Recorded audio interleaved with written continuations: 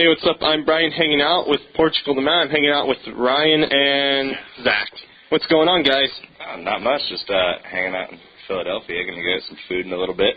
Yeah, I like food, yeah. And, of course, you guys have a new album out called The Satanic Satanist. Tell me a little bit about the album.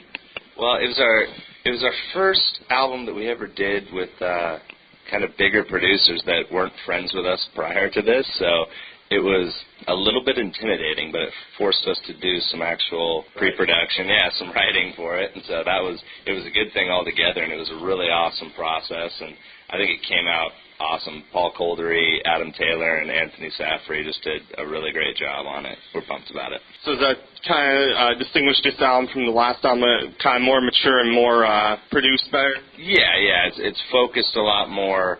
We trimmed the fat on a lot of songs, and we really took time focusing on structure and the songwriting of it for sure. Right, and what are some of your favorite tracks off the album, like both of you? I like Guns and Dogs in the Woods, I think, are my top two on that record. I tend to go for the weirder, darker ones that I was particularly awesome on. Those are actually my favorite, too, I think. I like Mornings a lot, too. Mornings is cool. And, I think those are Guns and Dogs in the Woods are my favorites, too. Any stories behind any of the songs on the album? They are all kind of almost one story behind all the songs. Yeah, pretty much. It's just John trudging around Alaska as a kid, moving around with his family and all of the different experiences and knowledge he picked up along the way. So it's like 12 years of his life as a whole? Yeah. It's supposedly like 87 to 93, so I guess about that much. Not 12 years. I was thinking the first 12, wow. Yeah, it was his childhood, some of it, at least. You released a free acoustic version of the album. Tell me about that, The Majestic Majesty. Yeah, that was a totally last-minute plan. We had a day off, and we were just hanging out. It was on my birthday, actually, and we decided to roll up to Seattle, and we're always just kind of looking for new things to slip into our records to make people want them more and just give people more in one package, and so we went up there and we'd never done it before. We didn't rehearse it acoustic or anything, and we just played it. We got a bunch of drums and a bunch of weird instruments and just kind of played it. It was fun, though. It was a good experience. And where did you get the album names for both the Majestic Majesty and Satanic Satanist? Like, where do those names come from? They're just kind of, we got into a kind of thing where we like stuff like that, saying the same word twice pretty much. It all has a meaning behind it as far as lyrically and stuff like that. When John was going around Alaska, he was out just in the middle of nowhere and just didn't understand. He would watch TV shows and not know, where his neighbors were when he was watching Sesame Street and stuff like that, because we don't have stuff like that in Alaska, especially the parts that he was living.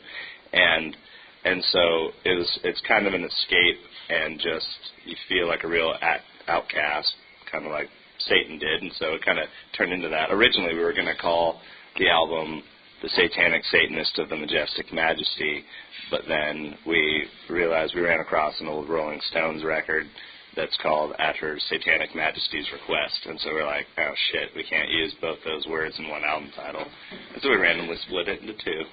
Do you think that your music will inspire someone else someday? Like, you know how, like, bands, they look up to other bands. Like, do you think that you'll inspire someone someday? I hope so. I've had people tell us that it does, and it's pretty weird to hear something like that. But it's a really awesome feeling. But yeah, I hope so. That would be awesome. And what are some of your influences? Musically, I'm a big fan of the Beatles, Pink Floyd, Led Zeppelin, Wu-Tang Clan. That's Rage Against the Machine, Nirvana. The whole bundle. Yeah. I cite Johnny Greenwood and Radiohead as a personal influence and goal to strive for of mine. So. All really good bands there. Anything special you're doing on this tour? We got some new lasers. Unfortunately, we won't be using them tonight. We also have banners we won't be using tonight. It's a really small stage, so we even have keyboards I won't be using tonight. It's just we had to cut down a little bit for tonight's set just because it's such a small stage. But we're doing new songs and new jams and some covers and stuff, so there's plenty of treats. As long as the people enjoy it, that's what matters the most, right? I agree, yeah. Did anything on this tour in general happen so far that's interesting? We've we've had a lot of hotel parties. Yeah. We almost got into a brawl with the guy in poopy overalls. And nothing too crazy or anything. We've been having a lot of fun with Drug Rug's been on this whole tour, and we're just excited about it. A lot of people have been coming out to the shows. In most cases, like twice as many as the last time we came through, so things are going really good. We're all in pretty high spirits for sure. Are you familiar with the Northeast PA area, like Scranton, Wilkes-Barre? Oh yeah, we are fans of The Office, so we always stop by Scranton to eat when we're driving through it and find the pizza place, the good pizza place that they always order from. Do you guys ever plan on playing up there anytime soon? Yeah, it's just kind of all, I mean, we don't really have a lot to do with the actual booking. We've got a guy that takes a lot of work, and we pretty much got a guy that just does that. And so it's kind of whatever we get offered, we do most of the time, if we can, if we have time to do it. Things are getting busier and busier for us, but we definitely like that area. And our old band's played up in that area a little bit, but never really done it with Portugal, but we do like that area a lot for sure. Where does the album art come from? That was John's idea, pretty much. He put it all together in his brain, and he talked about it, but we were a little unsure what he was talking about. And then he started drawing out diagrams and dummying up some stuff, and he got together with our buddy Austin, and they worked really hard on it. Austin Sellers has done pretty much all our album art with John, and they do posters together and T-shirt designs together and stuff like that. So they worked really well together, and we were really pumped about it. It came out really awesome. That's some really cool artwork there. I like the little pop-out stuff with it. Yeah, it's awesome, and it's cool. You use one piece of cardboard and 2 glue spots, no plastic, so yeah, it's pretty fun. What is one artist you'd like to perform with, like any that you haven't been on tour with, or just one random band? I'm going to say Beck. That's a good one. That would be pretty interesting. Beck and Portugal the Man together. Yeah, that'd be fun. Or Ghostface. Yeah. Any side projects or public service things you guys are doing at all on the side? No, not really. We'd like to. We all, every now and then when we're back home, we get a chance to jam with friends a little bit, but not much. We just have absolutely no time. We get very small amount of days off a year, and so and usually when we have days off, we're rehearsing or just going into the studio, and so there's really no time for a side project. We'd love to do it in the future. We love doing that kind of stuff and collaborating, but as for now, it's pretty much we play 300 shows a year, and we record 1 or 2 albums a year, and we get like a week and a half off at Christmas and usually a week somewhere else off there, but there's just not enough time.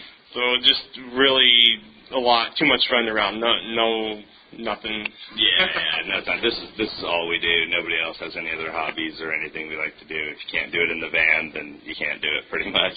Just all focused on Portugal the Man for the moment. Yeah, for sure. For the last couple of years, and probably will remain that way for the next few, I imagine. What are your favorite cities, venues that you like to play in?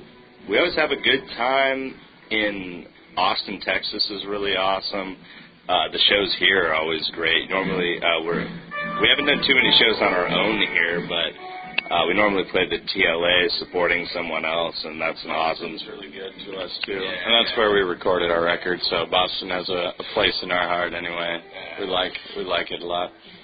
And then, Germany's really nice to us, and then obviously home. Like when we play Portland or Alaska, to play for family and friends is probably our favorite thing to do. Yeah, hometown shows are always the best because that's where you have like the biggest support of all. Actually, not really true in our case. Really? Yeah, no, we do better in other places, but it's the people that we're playing for. It's all friends and family and loved ones, and so it means a little more to us, a little something extra. So it really doesn't matter how many people show out at the hometown shows. It's more or less that, everyone's friends and coming together. Yeah, for sure. Since your favorite city is Austin, are you familiar with, like, South by Southwest? Do you like those music festivals down there? Oh, yeah. We've done that a couple times. We haven't done it in a few years, but it is a really fun time, and it's just a good vibe. All the after parties are really fun, and it's a good place to hang out for sure. And anything else you guys want to add before we wrap up? Anything to mention? Any DVDs or stuff coming out?